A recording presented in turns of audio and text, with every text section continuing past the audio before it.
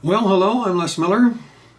What I'd like to do today is basically a follow-up video to the previous one I've done on how the prophecies of Matthew 24, Mark 13, Luke 17, and Luke 21, yes, 21, are what I like to call multi-level prophecies. If you've seen that video, I mentioned and described on a number of Bible verses how what Christ said to the disciples just before he went to die on the cross in that week was a description not just of the destruction of Jerusalem, but also of the corruption of the Dark Ages and the final end of the world just before the second coming. I had mentioned the way you can tell the interpretations are correct is the fact that there's a harmony between them. But I'm wondering if I really made enough of a connection with fulfillments 1 and 2 and fulfillment 3 in the sense of the abomination of desolation. I made a declaration that a Sunday law by the United States is the abomination of desolation. Now, as I've mentioned, Seventh-day Adventists, we've been teaching that. We believe that. And I could show you lots of Bible verses, but a lot of our big-name speakers, Doug Batchelor, Mark Finley, Dwight Nelson, many others, they do that, and we're doing seminars all around the world. So I don't really feel the need to go over that in detail on any of my channels. What I want to do is kind of talk not only what the truth is, but why the truth is the truth. And that's the focus I'd like to have on this video. What's the background? How can we know for sure that this interpretation is correct? Because how can we see the principles being played out? We should cover the verses though. So, because we're talking about big things of history, I thought this time I would use my souvenir 1611 King James 400th anniversary edition, the facsimile version. My wife gave me this back when they were having the celebration, and you know what? It's really special to me. So we'll get those 3 verses. Abomination of desolation. That is Matthew 24, 14 and 15. And this gospel of the kingdom shall be preached in all the world for a witness unto all nations, and then the end shall come. When ye therefore shall see the abomination of desolation spoken of by Daniel the prophet stand in the holy place, whoso readeth, let him understand. Mark 13:14. But when ye shall see the abomination of desolation spoken of by Daniel the prophet standing where it ought not, let him that readeth understand. Then let him that be in Judea flee to the mountains. I think those are very important words, standing where it ought not. And I'm hoping as we go through the different lines of reasoning in this video, it becomes obvious what that real meaning is there. Luke 21 gives us the local fulfillment only, not the fulfillment over history, and not the final end fulfillment. But that is Luke 21, verse 20 and 21. And when ye shall see Jerusalem compassed with armies, then know that the desolation thereof is nigh. Then let them which are in Judea flee to the mountains, and let them which are in the midst of it depart out, and let not them that are in the countries enter therein too. Now I discussed in the previous video how at the destruction of Jerusalem, the Christians physically left the city when the Roman armies surrounded it. They understood Christ's prophecy. They were interpreting prophecy correctly, significant thing to say. And they escaped. Not one Christian died. And the Jews, of course, who weren't interpreting prophecy correctly, they stayed.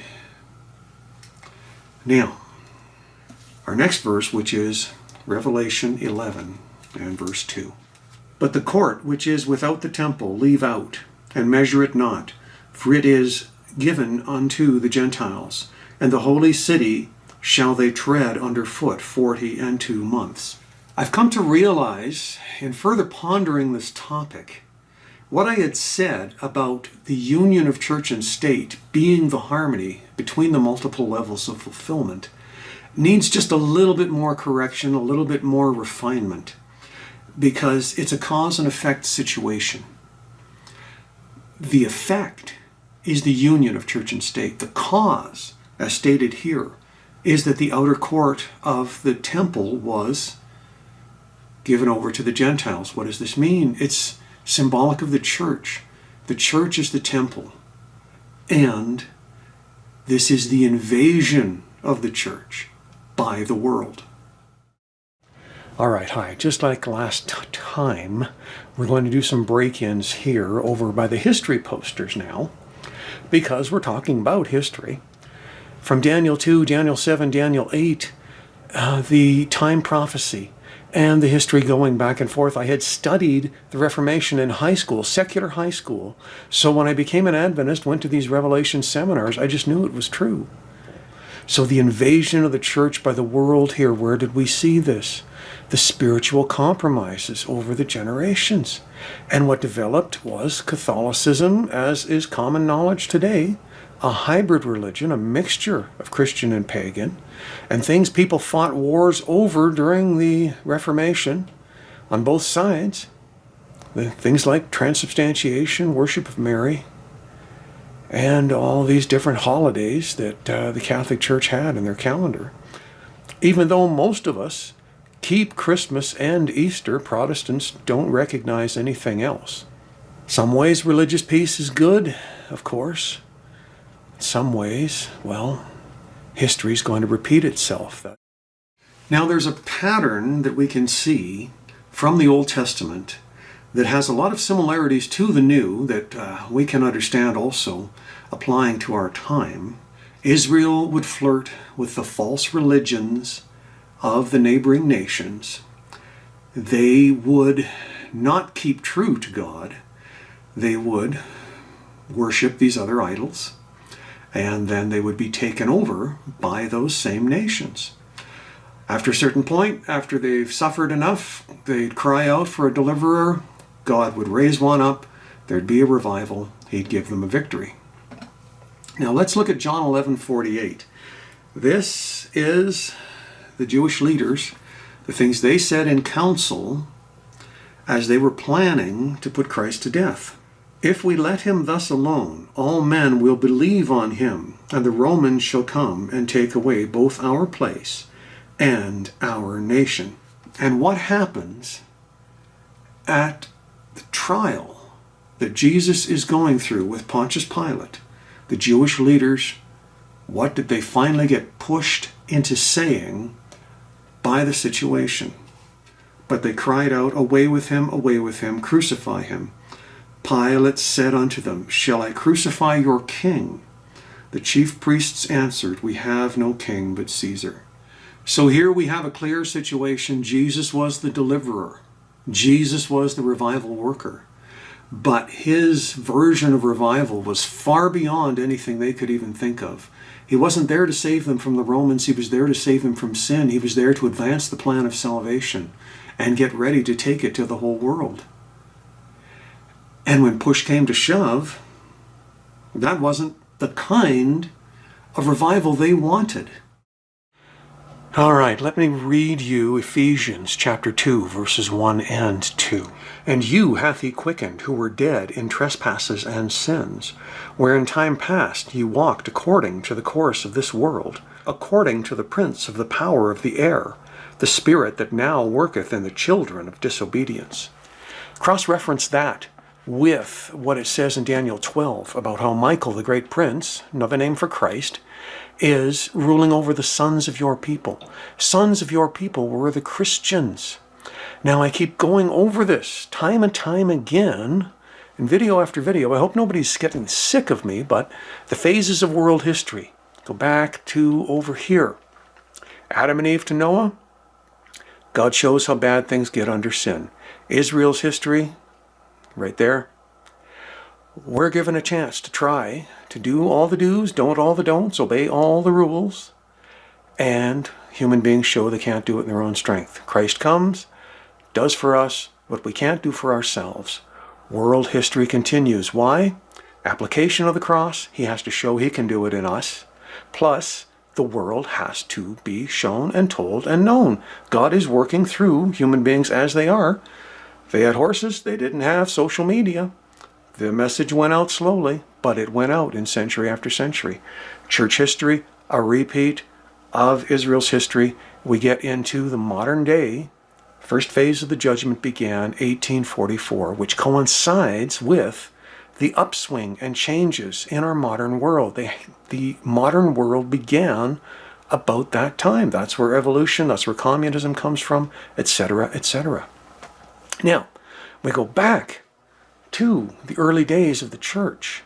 The sons of disobedience that I just talked about, contrasted with the sons from Daniel 12. These were the political Jews, the Jews who weren't willing to advance with Christ and understand the change from the old to the new covenant and be part of the church as it replaced Israel. And they were still trying to create another Old Testament Israel. They made the Christians look bad in the eyes of the Romans. And that's why the Romans were persecuting the Christians then. We also go back a little bit further, right to Paul, before he was Paul, when he was still Saul. He got to go to Damascus and try to kill the believers there because the Jews were bribing the Romans. We had two sets of people who disagreed with each other on all kinds of things in this world. But when push came to shove, those who were truly committed to Christ, who were willing to follow into the new phase of the plan of salvation, the two groups against them joined together. The old idea, my enemy's enemy is my friend. Remember, though, Jesus told us to love our enemies. America's history is also a repeat of Old Testament Israel's history. The way the Articles of Confederation were set up, the way the Constitution that replaced it was set up, the early days of the United States, the states themselves were to hold the balance of power. The federal government was to represent them internationally, but loosely hold the nation together. And so it parallels the time of the Book of Judges. Book of Judges ends with a civil war fought because one woman, a concubine, was gang raped to death, and she was basically therefore a sex slave. The U.S. fought a civil war over slavery. I remember an American friend of mine telling me one time that after the Civil War, that's when the federal government started to take more control. So we see a parallel there to the time of the kings.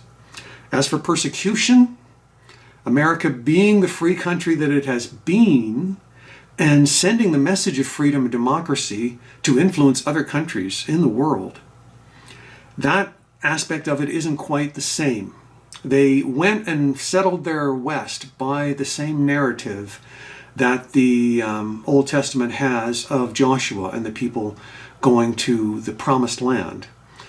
The thing they call the manifest destiny. They believed it was God's will that they stretch out their republic across the country. Interestingly, this famous picture I've got on screen now, that woman that's representing the wagon trains going west from the area of light to the area of darkness, she doesn't represent the Christian church taking the gospel west. She represents the American Republic taking the ideas of the French Enlightenment to the natives in darkness. One of my favorite books that my mother-in-law gave me for a Christmas gift back in 1991, I was fairly new in the church, the Illustrated Great Controversy. All the standard writings from the book, but also reinforced with pictures from different places around the world, different points of history. One thing they showed in the book there was a relief carved into the wall, one of many decorations behind the judges of the U.S. Supreme Court.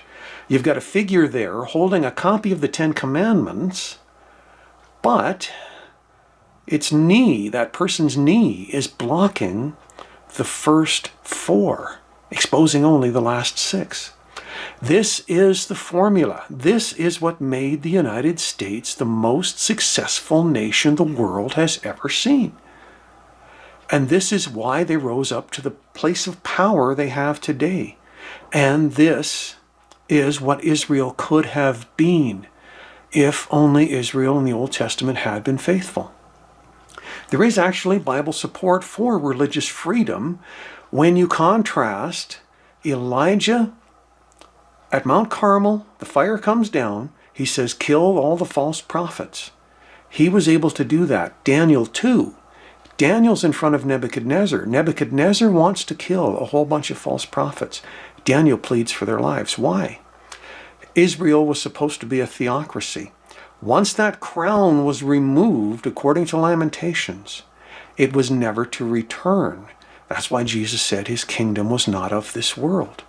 So while we as believers are scattered among the nations, and that's Jeremiah 29, we are to be good citizens and we are to support those around us, even if we don't agree with them on faith issues. Moral issues of the last 6 commandments, if you understand the first 4 rightly, you will be able to understand how to apply the last 6 to issues like abortion, gay marriage, gun control, and anything else debated by people today with their liberal and conservative mindsets. We've got to take the analogy of church history being a repeat a little further as well by talking about New Testament applications. John 4, and also Jesus' story of the Good Samaritan. We have to look at people outside the Christian world like the way he treated the Samaritans. So the Good Samaritan could be the good Muslim, could be the good Buddhist. And I've got to add one more analogy as well. Let's go back to the story of Elijah on Mount Carmel. What were those false prophets doing as Baal worshippers?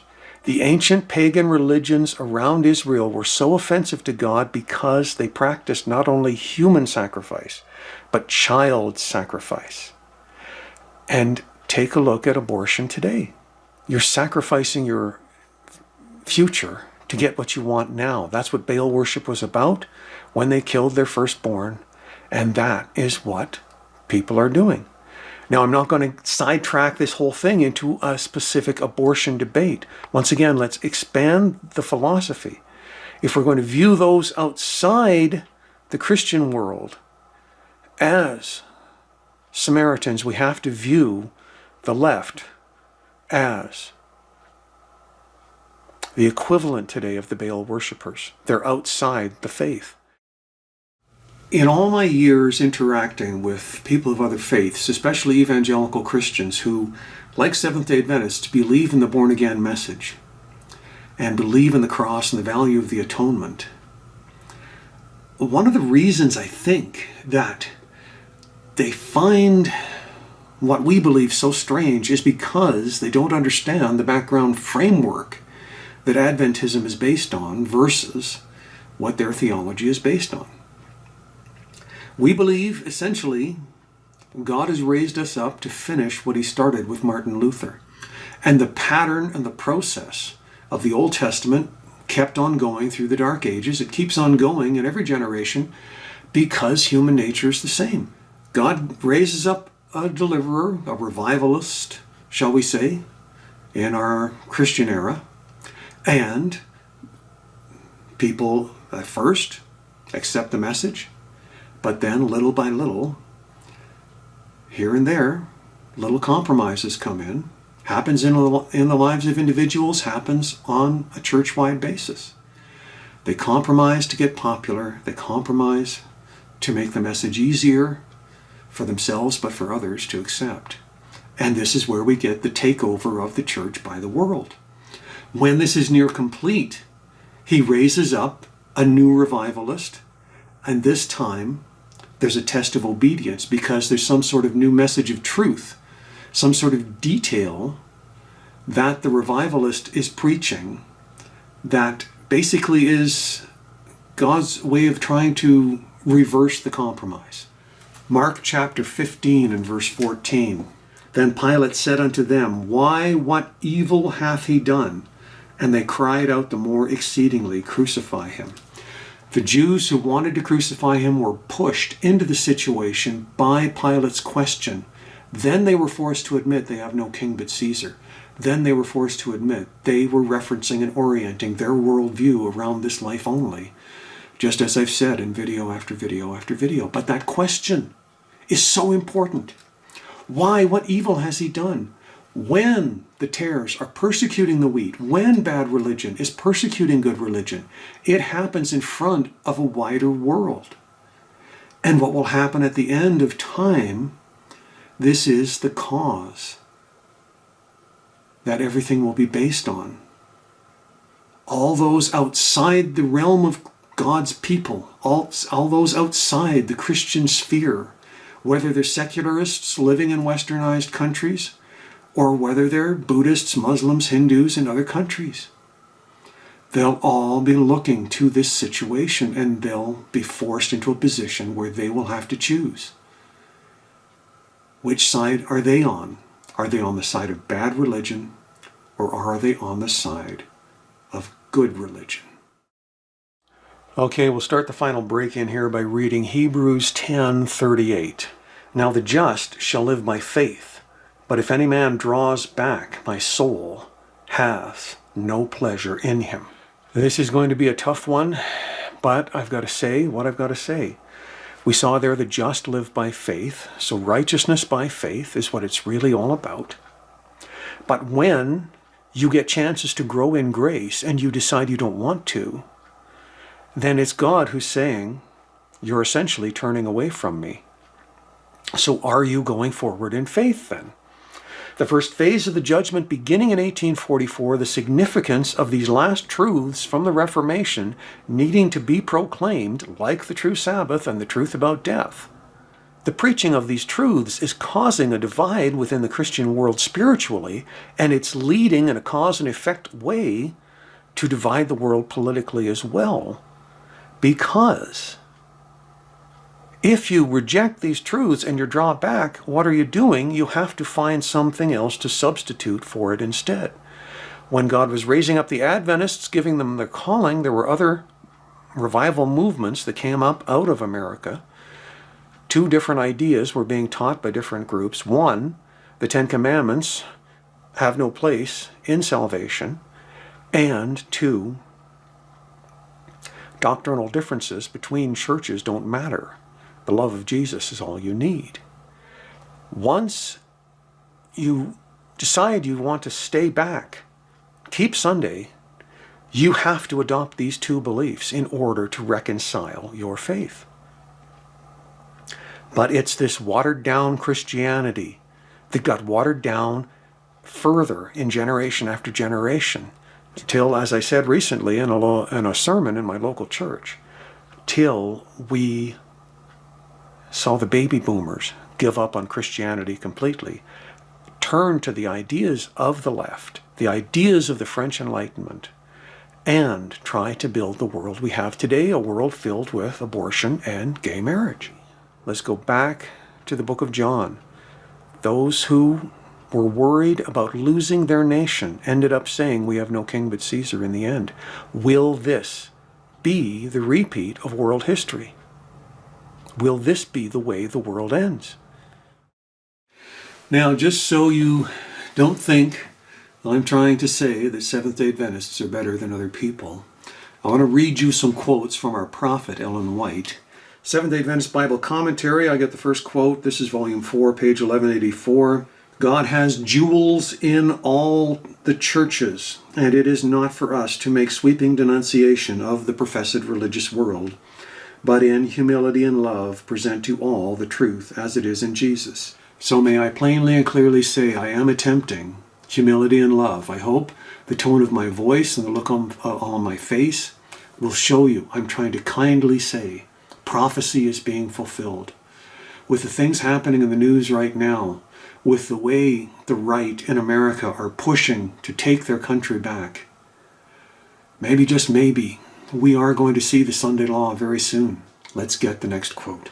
It's from Evangelism, page 173. We are not to pass judgment on those who have not had the opportunities and privileges we have had. Some of these will go into heaven before those who have had great light, but have not lived up to the light.